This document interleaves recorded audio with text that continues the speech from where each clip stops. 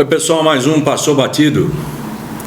Hoje eu quero falar um pouquinho sobre dois personagens muito pouco conhecidos na Bíblia, Priscila e Áquila. Diz que no ano 52 da nossa era, o imperador romano Cláudio, ele publica um decreto expulsando todos os judeus da cidade de Roma. De acordo com um historiador, parece que eles estavam perseguindo seus vizinhos cristãos e causando grande perturbação na cidade.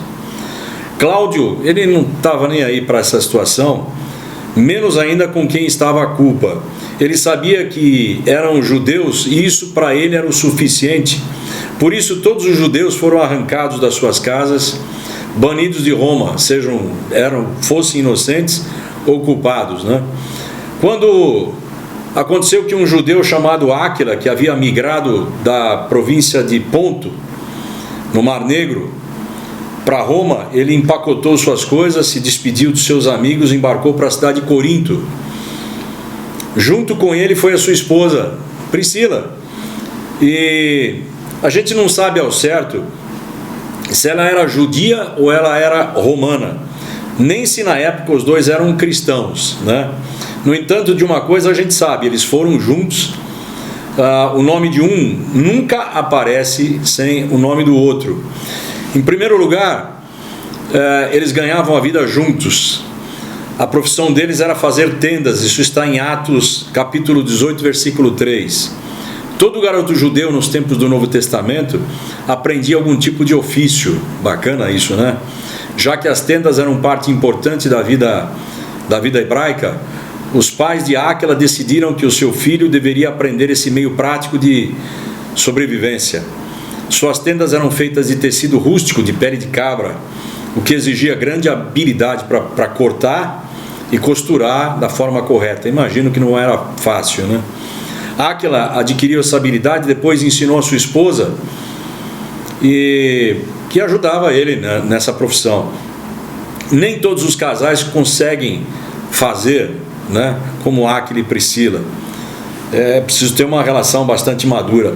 Quando eles chegaram a Corinto, eles foram juntos à praça para procurar um lugarzinho ao ar livre para alugar e montar o seu negócio de tendas. É claro que isso ocorreu no tempo de Deus, né? Pois tão logo eles se estabeleceram, um outro judeu da mesma profissão chega à cidade, vindo da sua recente cruzada evangelística, por Atenas. O apóstolo era o apóstolo Paulo, se está para corrigir. Sempre que entrava em alguma cidade, ele dava uma volta pela praça, procurava uma oportunidade para falar de Jesus. Além de tudo, ele era um tremendo evangelista, né? Alguma indicação de que Deus, para o futuro ministério, né? É claro que um trabalho com o qual pudesse sustentar durante o seu ministério. Era inevitável que ele se encontrasse com Áquila e Priscila. A Bíblia diz que depois disso, deixando Paulo Atenas, partiu para Corinto. Lá encontrou certo judeu chamado Áquila, natural do Ponto, recém-chegado da Itália, com Priscila, sua mulher, em vista de ter Cláudio decretado que todos os judeus fossem expulsos de Roma. Paulo se aproxima deles, posto que eram do mesmo ofício, passou a morar próximo deles ali e trabalhar com eles na mesma profissão. Atos 18, 1, 3.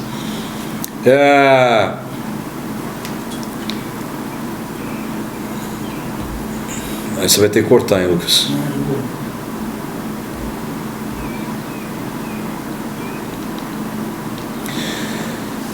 A amizade de Paulo e Áquila e Priscila se torna muito forte. O vínculo entre eles era tão grande que, em certa ocasião, Priscila e Áquila arriscaram as suas vidas em favor de Paulo. Está em Romanos 16, 4. Quando Paulo partiu para Éfeso, em aproximadamente no ano 52 da era cristã, Priscila e Áquila acompanharam ele. Está em Atos 18, 18. O casal permaneceu naquela cidade por um período consideravelmente longo, né? Em Éfeso, Priscila e Áquila hospedaram um outro camarada que a gente precisa falar dele no Passou Batido, Apolo, extremamente importante. Era um judeu da Alexandria, era um orador eloquente, era muito culto nas Escrituras, né? Seu conhecimento acerca de Jesus ainda estava incompleto. Veja, tem gente que diz que existe probabilidade do Apolo ter escrito o livro de Hebreus. É uma conjectura, né?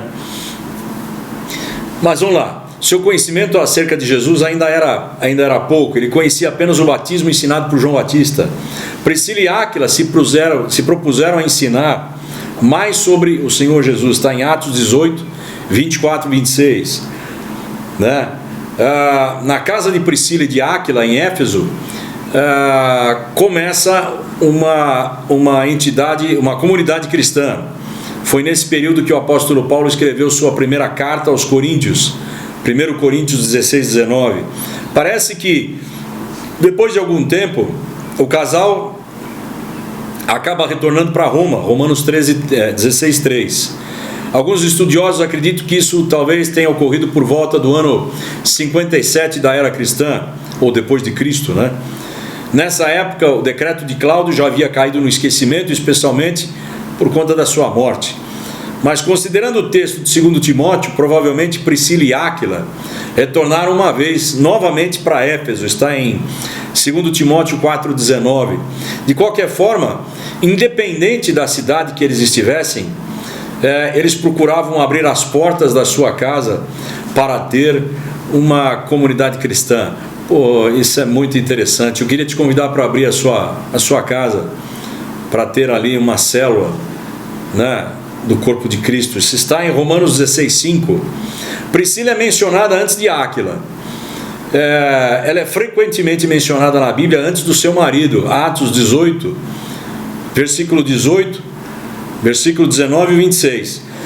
E também Romanos 16, 3. 2 Timóteo 4,19. Isso não era comum, visto que normalmente o marido era mencionado antes da mulher. Na verdade, a mulher não tinha papel de importância nenhuma, né? Muitas teorias têm sido sugeridas pelos estudiosos para explicar.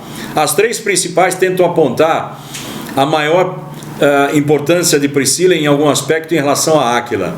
A primeira delas sugere que Priscila possuía uma posição social na sociedade.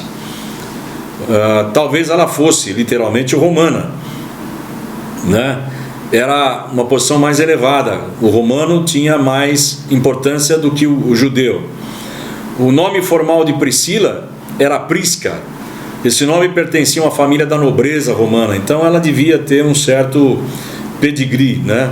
A segunda teoria diz que talvez Priscila exercesse um papel de maior destaque na comunidade cristã, comparado à participação do seu marido.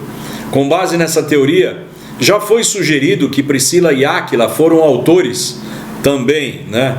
Mais uma sugestão, que eles foram autores da carta aos Hebreus. Eu pessoalmente acho meio vago. A terceira teoria defende que Priscila é mencionada antes de Áquila por causa da sua suposta personalidade forte. Era mandona. Apesar dessa variedade de sugestões, todas elas não passam de especulações. Então, gente, é especulação, sabe? Eu sempre digo que eu não sou mestre, eu não sou doutor, e eu procuro expressar um pouco do meu curto conhecimento e um pouquinho da minha opinião, dentro do contexto bíblico. Mas para a gente encerrar, o que se sabe é que Priscila e Áquila eram muito conhecidos e amados entre os irmãos da sua época. Por conta da sua hospitalidade e dedicação à obra do Senhor, eles realmente foram importantes na expansão do Evangelho no primeiro século. Eles foram muito importantes. Tomara que nós também tenhamos essa característica, né, de cristãos no meio do corpo. Mais um passou batido. Vamos nessa. Até a próxima.